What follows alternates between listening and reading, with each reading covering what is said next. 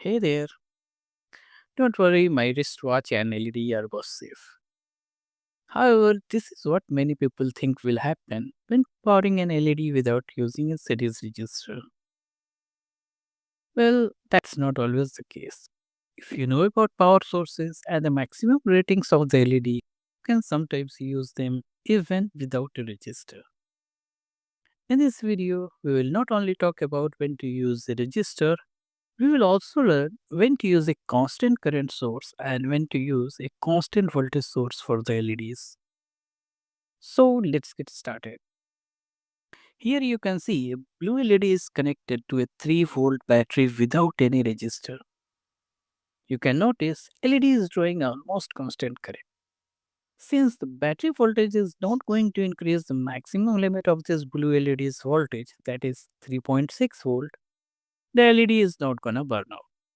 Also, the leads of this type of LEDs serves as heat sinks as well, and they are often enough to keep their operating temperature below the safe limit. Now let's move to the next scenario. If we look at the LED's VI curve, we can notice even a small change in voltage can cause the current to increase drastically. So if you are not sure about the power sources or LED's maximum limit, it is good idea to use a resistor to limit the current. Giving some space helps protect the LEDs from any sudden voltage spikes or current change due to variation in temperature. Though using a resistor is a cost-effective solution for LEDs used for indication purposes, where a current of just 5 to 10 milliampere is sufficient.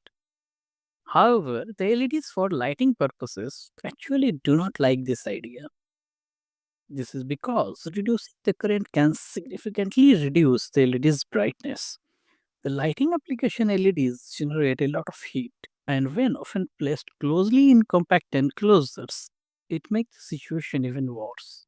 The heat sinks often struggle to manage the temperature effectively, and this can lead to persistently high temperature and create the risk of thermal runaway. To address this issue, a constant current power source is used to ensure a steady current, even at elevated temperatures. This also helps maintain the LED's brightness.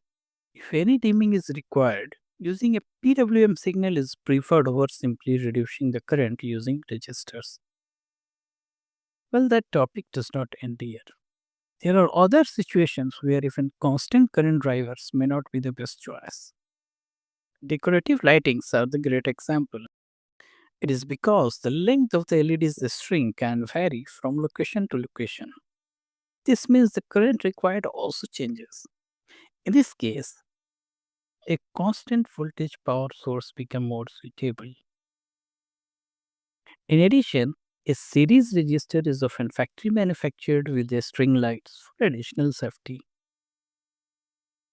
So far, we have discussed all about the power sources used for LEDs.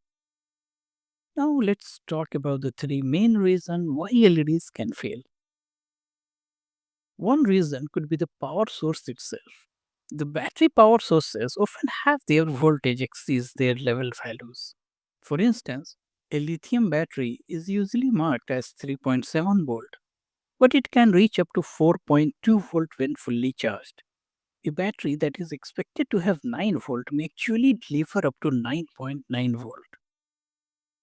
The second big reason is that forward voltage of LEDs can change not just by color but also between different manufacturers. For example, I have 4 green LEDs, and as you can see, each one has a different forward voltage. So, if the power source does not match the LED's voltage, it can burn out in no time. The third reason may be the thermal runaway, particularly in lighting applications. The thermal runaway is a self destructive cycle. When temperature goes up, the LED's internal resistance goes down. Consequently, the LEDs begin to draw more current, which further rises the temperature. If the current becomes excessive, the LEDs can fail. So, in addition to the proper power management, it is also essential to place a suitable heat sink to effectively dissipate the heat. I hope you have found this video informative. Please share this video with someone you care about. Thank you.